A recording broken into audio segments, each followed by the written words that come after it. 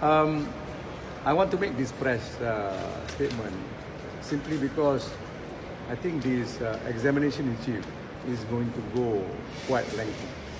We are hardly halfway from the statement that has been recorded. It's about 600 odd paragraphs. We are just about 300 paragraphs. So because it is going to be a long way, that's number one. Number two, because the judge is not going to make the decision about hearsay evidence now. So as a result, members of the press, you guys, are not guided what is in fact admissible evidence, what is not admissible. So as a result of which, we can't blame you. You got to publish everything, including junks that come out from this witness that are most probably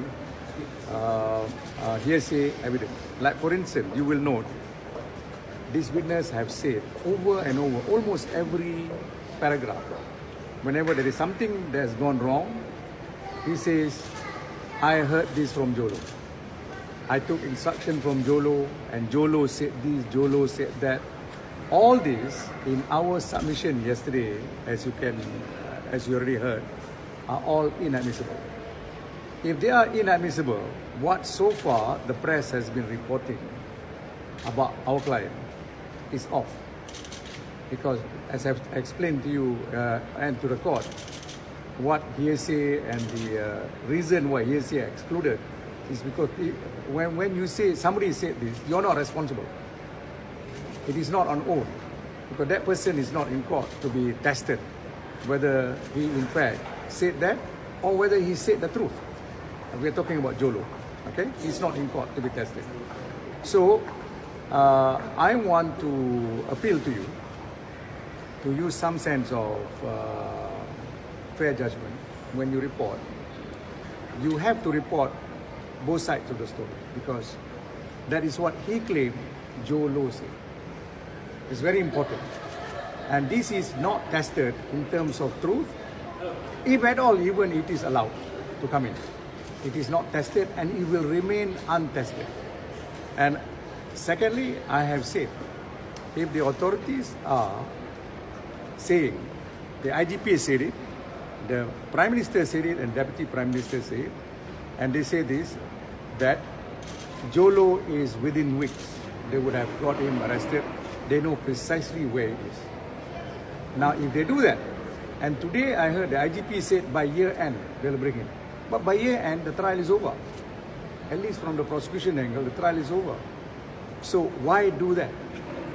We are saying you should bring in Jolo, because if you want to be fair about this trial, we want to know from Jolo what exactly transpired. There's so many documents that one can confront this witness as well as Jolo as to whether or not Najib is implicated in the conspiracy to actually defraud 1MDB. Yeah. Now you will notice that some of these documents, even this witness cannot go that far. He could not say that he was instructed by Datuk Sri Najib. All the time he said, I was not instructed, but I think what Jolo told me about him is true. He repeated it, I counted 76 times. He never got it directly from Datuk Sri Najib. Okay?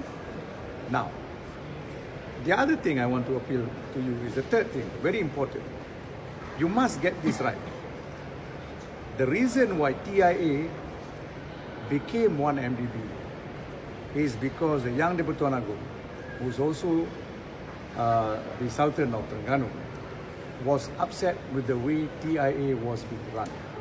He was upset because the state sovereignty fund, which is actually the oil, was being put to risk because there were no proper management layout, there were no safeguards that has been put in place. There was not enough representation from Terengganu, either MB Inc. or from the young Deputy Tuan Agong, from the state. There was not enough representation. these are some of the elements. He was upset, and he said, stop that Islamic bond. Stop it by way of suspending it. He didn't say, I don't want to do it at all, but he said, suspend it before we get any further, because the state of Terengganu was getting exposed. Now that's critical, because he was not angry with Datuk Sri Najib. He was angry with those people in TIA. Okay? Now, Datuk Sri Najib had been advised that the bond had been issued. Nothing less than M Invest, which is MBank. You see, you can't recall it. You can't even suspend it because the bond has been issued. And that is the reason why when Datuk Sri Najib was advised, you can't suspend or recall the bond, because the entire Malaysian reputation in terms of bond and financial credibility and your rating in the international market is going to go down the drain. It is for that reason Datuk Sri Najib said, we will proceed, but I will speak to the Yang Bertolak and I will explain to him what is the impact if you suspend. The murka bit is not murka with Datuk Sri Najib. You must remember that. And the murka bit is also not the way it has been reported, perhaps wrongly, maybe some members of the press misheard it. It is not that Datuk Sri Najib, in the face of the Yang Bertolak being very angry, he did not say, I don't care, but I'm going to go ahead. The reason behind it must be reported is because if the bond is suspended, we suffer bigger problem than what it already was. Okay? These are the three elements I want to project clearly to you, so that when you do the reporting, bear this in mind at the back of it. Now, the last point I want to say is this. You remember Amhari, when he gave his statement over 7 days, it was damning on my client. It was terrible. Right? Now I can comment because he has finished. But after I cross-examined him, you realize how implicated he was with Jolo. Took 840 million US. He took another 200 million US. He took all the handphones that Jolo was giving him, changed to every new model that he got. He attended with Jolo at Jolo's apartment, treating that as the office, meeting Jolo, according to him, with Azlin in a hotel of all places called Prince Hotel, which is pretty seedy for him to have a meeting. You are from the PMO, and the meeting was held there, and they were taking instruction from Jolo. And you notice he also say every single document had instruction of Jolo, he destroyed it. Now, at the end of the cross-examination, the picture that Amhari presented over 7 days of examination in chief was totally reversed. So I ask you to suspend your opinion and your adverse reporting in relation to my client vis-a-vis this current witness, because this current witness has given statement without being tested. Cross-examination is the only way to test. Yeah?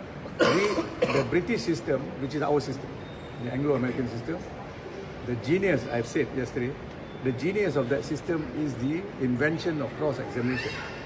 No other system have got it. Namely, if you say the truth or if you say a lie, I can uncover it by the cross-examination. So only after cross-examination, you will see whether this witness is in fact telling the truth or not. One question I want to pose to you, without making comment, because he has not been cross-examined. I don't want to go into contempt, because as many people have said, the Attorney General seems to like my client's Facebook. He seems to go into my client's Facebook and look for excuses to go for my client on contempt. Now I realize that the Attorney General has got a contempt of his own that he's got to face with. Now, the point that I want to make is, you notice this witness is not a simple witness. Highly trained, an engineer, trained nothing less than from Stanford. Stanford is equivalent to Harvard in terms of ranking. the best elite university in the US. An engineer who has worked with corporation, and yet he said most of the letters that he signed is drafted by somebody else. When we cross-examine, we will tell you how much he received in terms of salary. You probably fall off your chair. Now, for a CEO, if you are going to say that I only listen to Jolo, I take instruction from Jolo, I could not have a direct access to the Prime Minister, who is your immediate boss, who is, you claim, the Board of Advisor Chairman. And who meets the Board of Advisor, the Chairman?